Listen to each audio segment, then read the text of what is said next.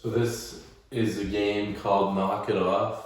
It's a kicking game, and I'm using it for developing grade 4 level movers in developing their kicking so they can utilize it in rugby.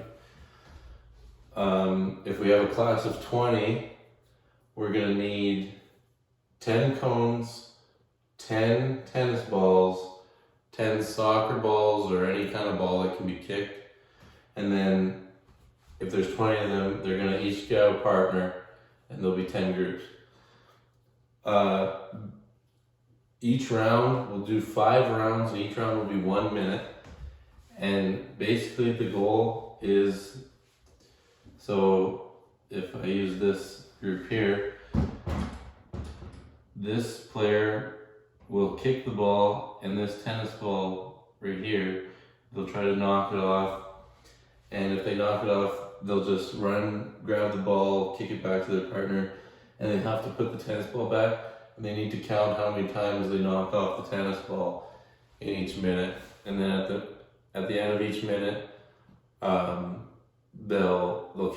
add up all their points, and then we'll go 5 rounds. But each round, the degree of difficulty will get harder, because we will, at the end of each round, we'll back the cone up about 2 feet each time.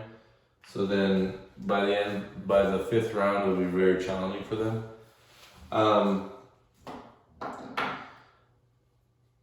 When skilled movers, they'll be skilled movers when they're stepping with their non-kicking foot, and as they step, they're kind of lean back, and their kicking leg will flex, and then as they go to strike the ball, they'll strike it with the shoelaces of their shoe, and they'll transfer weight forward, so they'll be lean back, and then it'll go forward, and then they'll point their toe at the target that they're trying to kick. So it looks something like this.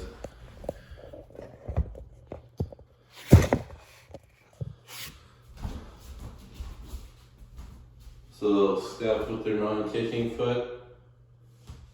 Their kicking foot will be back, so they'll step, they'll kind of lean back, their kicking foot will flex, and then it will come through, they'll strike with the shoelaces of their shoe, and as they strike, they'll transfer weight forward, pointing their toe at their target.